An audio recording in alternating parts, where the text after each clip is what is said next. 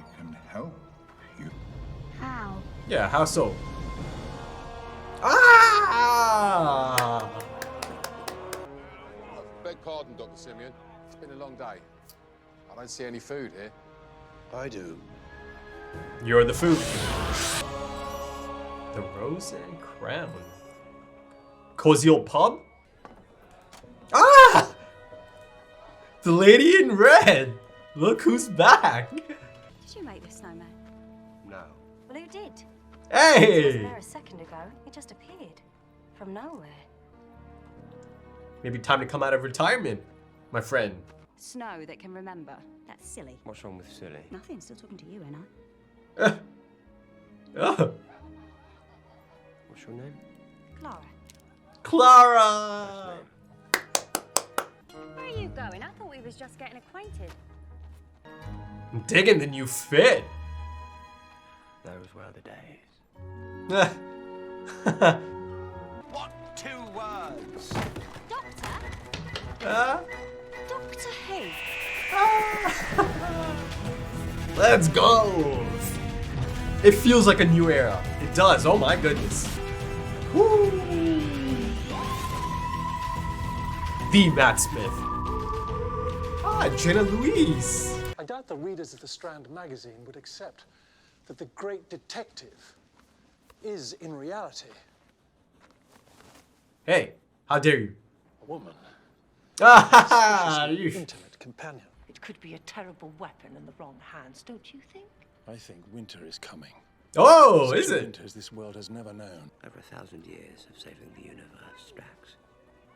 You know the one thing I learned? The universe doesn't care. What is that thing? Silence, boy! That's Strax, and as you can see, he's Wait. easily confused.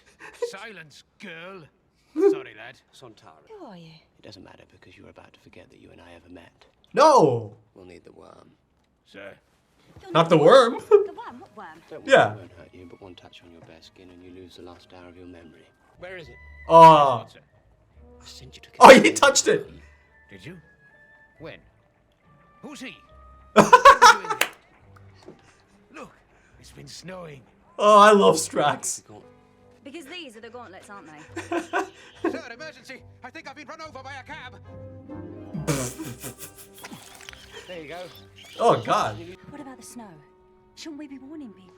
Not my problem. Oh, looking sharp, Doctor.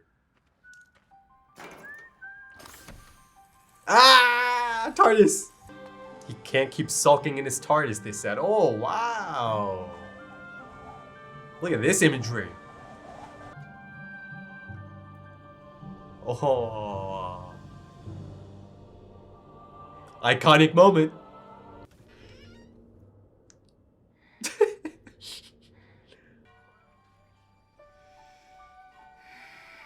The ring.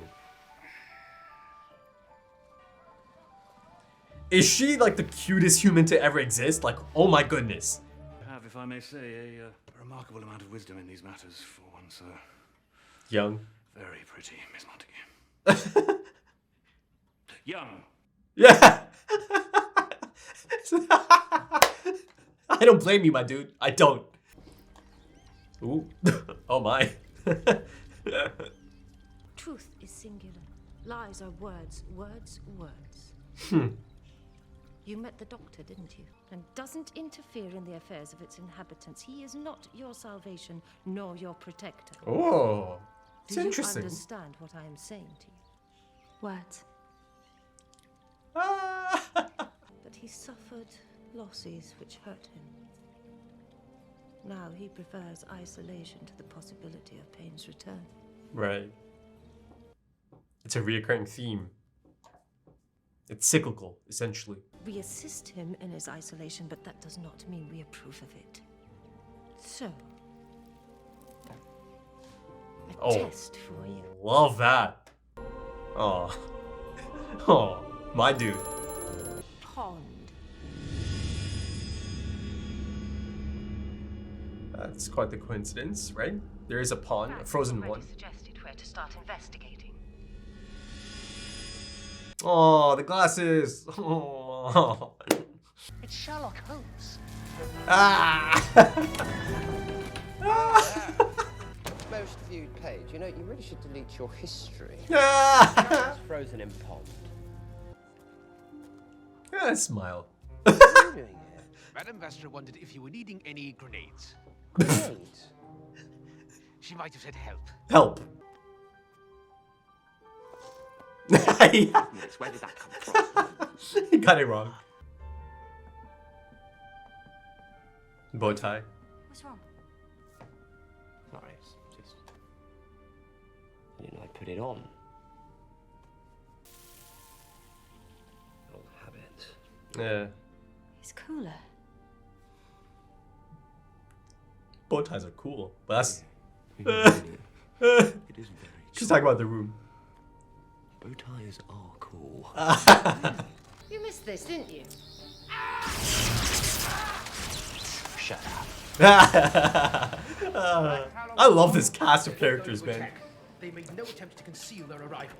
Oh, aye, well done, Straxy. Sir, please do not noogie me during combat. So there's something here they want.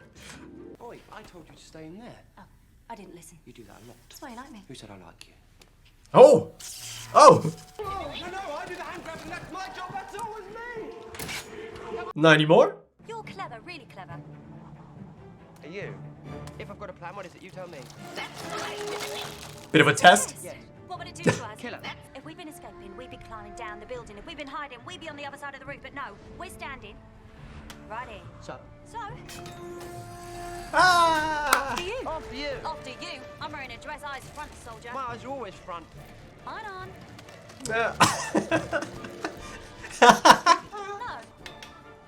Good night. Love it. I love it. Well, for your information, I'm not sweet on the inside. Whoa. And I'm certainly not. Whoa!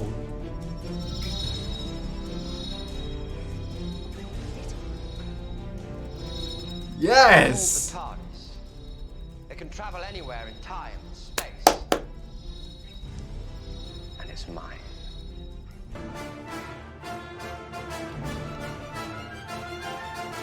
My face hurts from smiling so much. Smaller on the outside. That's new. Okay? That is a first. Is it magic? I like making souffles. Yeah. Souffles? Right. Why? Because he wants you to join up. Pass the test. I never know why. I only know who. What's this? Me. The key to his heart. To his TARDIS. Ah! Spoke too soon. Ah!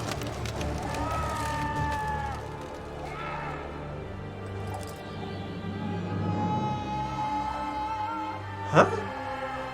This technology has capacities and abilities beyond anything your puny human mind could possibly understand. Okay, Strax. Try not to worry. Are you making a bargain with the universe? You'll save the world to let her live? Yes, and don't you think, after all this time and everything I've ever done, that I am owed this one? I don't think the universe makes bargains. It was my fault. Salty. Saltwater rain. It's not raining. Tears? It's crying. I'm sorry. There was nothing to be done. What? She has moments only. Will you go back to your cloud? No more cloud. Not now. I never knew her name, her full name. Ah! Oswald Oswald, Junior Entertainment Manager, Starship Alaska. Souffle girl. Yeah! Oswin. And remember, It was Souffle girl again. Again, yeah. But The same woman. Twice. And she died both times. The same woman. Doctor, please, what are you talking about? Something's going on. Something impossible. Something... yeah. But where are you going? To find her. To find Clara. A third time? But perhaps the universe makes bargains after all? Where are you going? Shortcut! Through there? I hate this place! Oh my god, it's her! Nah. I don't believe in ghosts. How exciting! Reincarnation? Watch me run. Right then, perhaps the universe does make bargains after all. Oh my goodness, Clara, Jenna Louise Coleman. Yeah, something really quite strange, intriguing, of course, going on here. I think immediately, I think it's really safe to assume here that, there is something quite special about Clara. She is unique. She's certainly an outlier, right? It's really starting to feel like that it is kind of something similar to reincarnation, or perhaps maybe a bit similar to Cloud Atlas, right? And, it's kind of like different versions of Clara echoing throughout time, right? And that's a great film. I think it's highly underrated. I don't believe in ghosts, she said. And I believe that is a Clara that is the companion for the long run, that version of Clara, because I think I have seen her or that outfit on a poster before, or, it's just, you could tell it's that Clara, right? Because it's really similar to the one I saw on the Blu-ray cover of her and Capaldi kind of running together, and I think they're holding hands. But, I must admit, it kind of feels like a bit of a missed opportunity to not make this Clara the one who dies, right? It's a bit of a reoccurring theme at this point. The one that dies in this episode, the Victorian era Clara. I think that could have been great,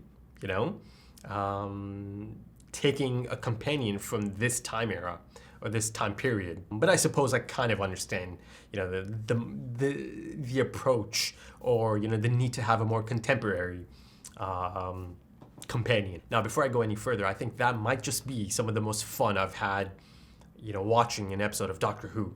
Really, that was so highly entertaining, so much fun, so engaging, and of course, a major reason for that is the cast of characters that are brought together, the dynamic, the setting, the production design, the score, of course, the photography. Oh my goodness. Yeah, that's got to be one of my favorites of the entire show.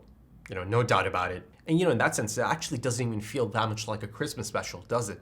It just kind of happens to be around that time, right? Around Christmas time. But the actual episode itself feels like it's just an episode that could easily be just part of the main storyline, right?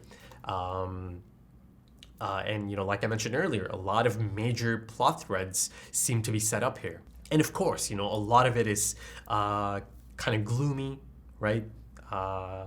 Really quite sad, a bit depressing. Of course, given the Doctor's state, it kind of matches that tone for sure, right? But then on the opposite end of the scale, it is one of the funniest episodes of Doctor Who. It is legitimately funny. Like, I am out here laughing, right? I was just laughing at a lot of this stuff, and most of it comes down to Strax. That is a fantastic character. Like, I am shocked, absolutely shocked that they didn't do a spin-off for those three together. It is such a fantastic and wholesome trio, man. The friendship there, the chemistry, the immediate chemistry there, and the prequels did a fantastic job of setting it all up. The Battle of Demons run 2 days later, immediate chemistry there, bouncing off of each other. I mean, I cannot get over just how fantastic Strax is in this, right? This comedic sidekick to the Doctor, and of course, those two together. It is just dynamite on screen, isn't it? Listen, man, I've got to say, I'm quite disappointed that they didn't do a spin-off.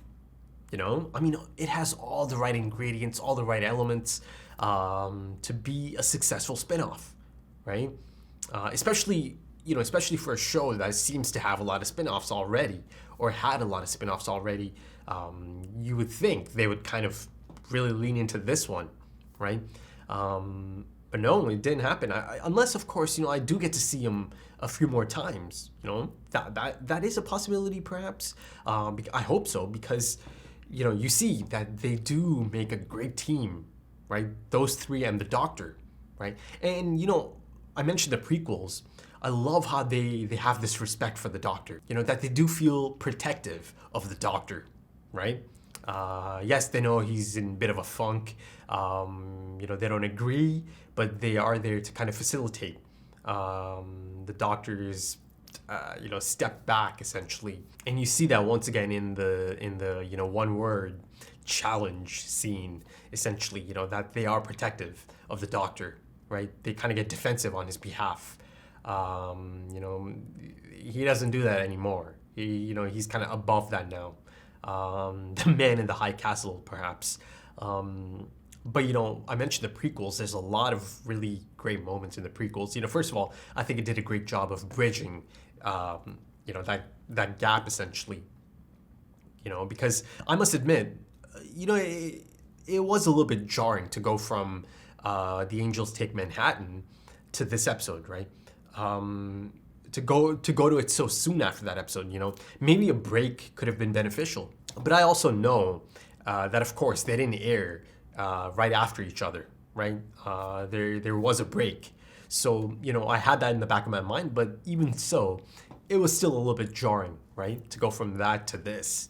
But like I said, I think it was a really great idea to actually check out the prequels as well, because again, they do bridge that gap. It's a great bit of setup, In one of them, I thought it did a fantastic job of establishing the shadowy figure, the doctor that took a step back, that grumpy doctor, the cold and stoic, unkind doctor, the Scrooge doctor, essentially, right? And how about the outfit? Like I mentioned, the production design and then the costume design. I thought the Doctor looked fantastic in that outfit. Listen, I easily could have enjoyed the entire season being in that time era. Of course, that's just unrealistic and, almost impossible. But, if it actually was like that, I would have been on board. As you know by now, I'm a big fan of the period pieces in Doctor Who. The BBC excels at that. Doctor Who excels at that. And here, I felt like it was really quite authentic. Like the Tolstrax in one of the prequels, right? The Demon's Run prequel. A lot of dresses, lots of dresses. I'm just really, really so impressed with this episode. It'll be interesting to see how others saw it, Though, of course, it shouldn't really matter. In terms of Doctor Who, I've noticed that sometimes the opinions are all over the place, right? On one end, you can have someone who absolutely adores the episode and it means so much to them, right? But then you also get people on the opposite end of the scale who just cannot stand that episode. They just despise it. They think it's terrible, right? And I feel like Doctor Who has been one of the only shows that I've checked out personally that has that type of possibility. And listen, I'm not saying it's the most perfect episode. It certainly has faults. It can be jarring at times. I think it has a few moments that are a bit contrived. Sure, of course. But I think, as a whole, it is just so charming. It really is. I'm sure, I'm confident that this is a favorite for many. I'm sure so many enjoyed this episode.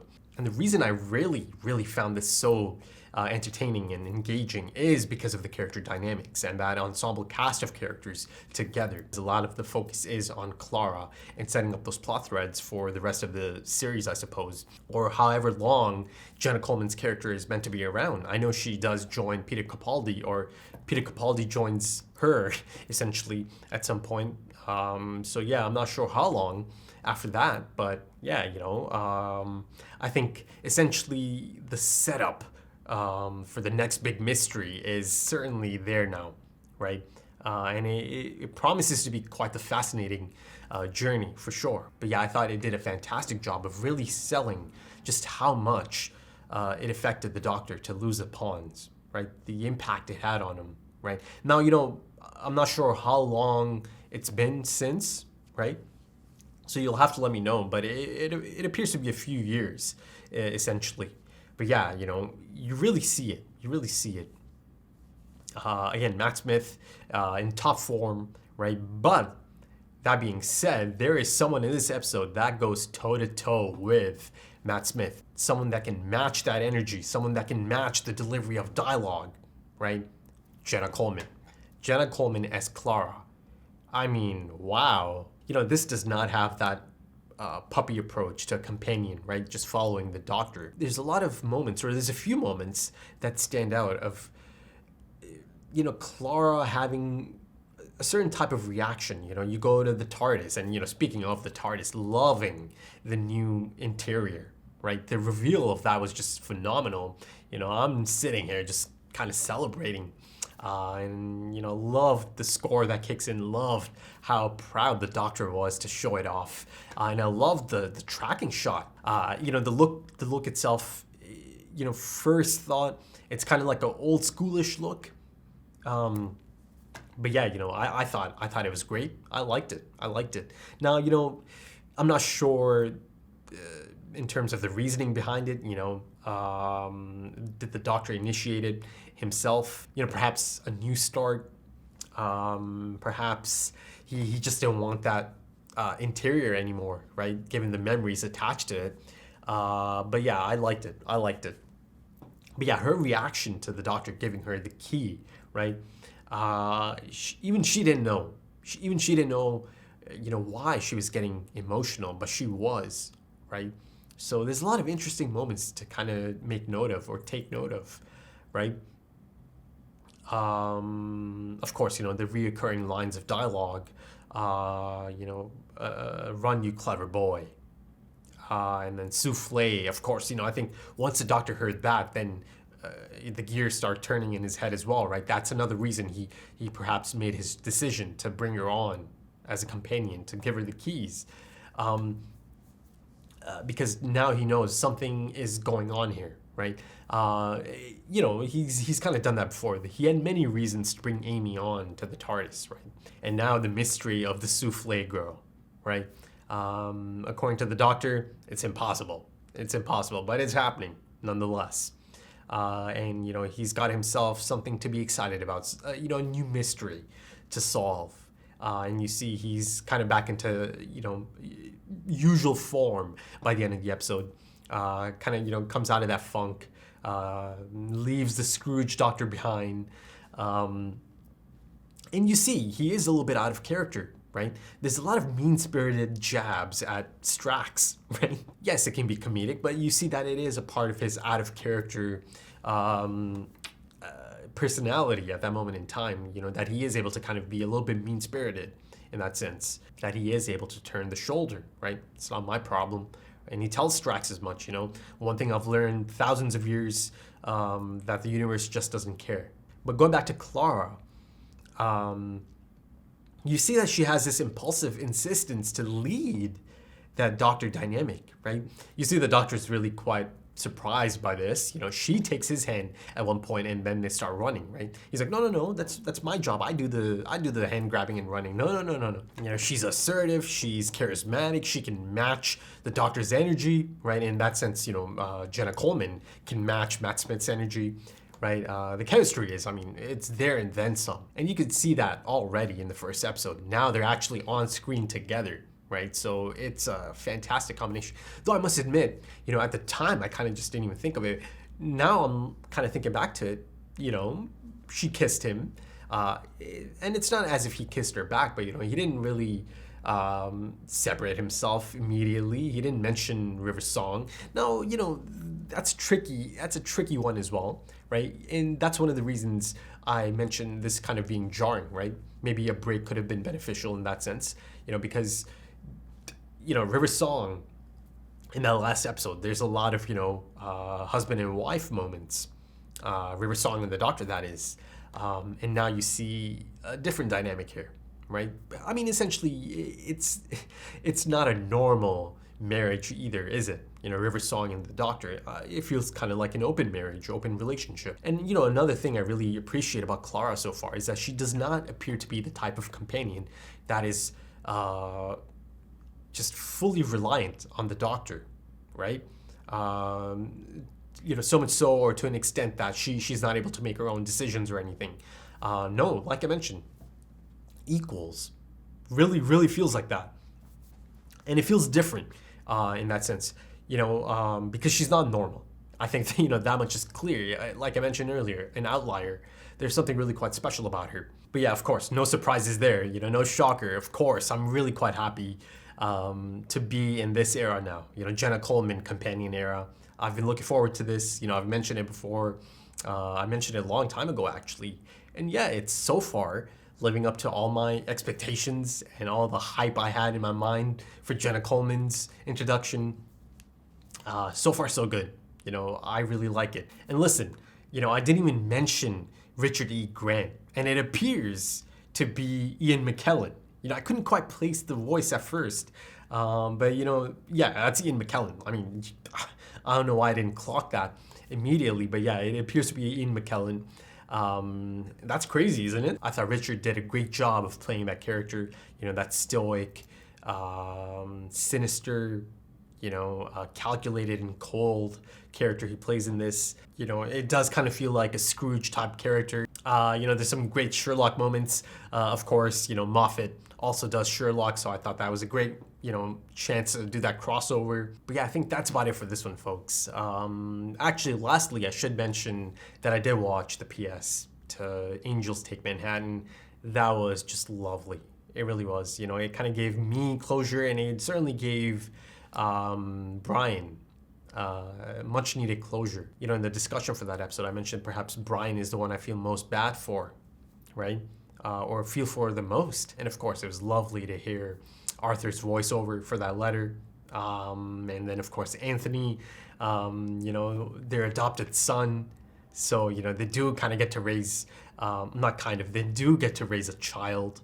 And then, you know, now that child meets his grandfather who's younger than him, essentially, but, you know, you could get over that. So, you know, Brian gets to, you know, just talk to him about Amy and Rory, you know, family photos, and he'll learn so much from him, right, from his grandson. So, you know, I thought that was lovely. It was lovely, especially that hug in the end, right, kind of hugging Amy and Rory through Anthony.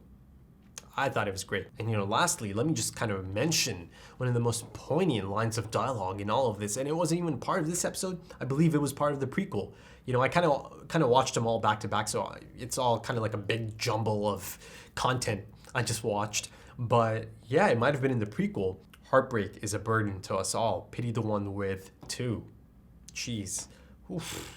Okay, so if you enjoyed that, consider dropping a like, consider dropping some comments, give me your thoughts. If you're interested in early access to the next episode right now, or perhaps even full length to this episode, or perhaps, you know, the reaction to all of the prequels, consider checking out the Patreon page. The link is in the description and the pinned comment. Also, there's links to social media, if that's your thing. Yeah, you know, that was good. That was really good, you know, and I've got to say, I'm really quite disappointed that there was no spin-off for those three characters. Missed opportunity, a big one, I think. But I do know there's audiobooks.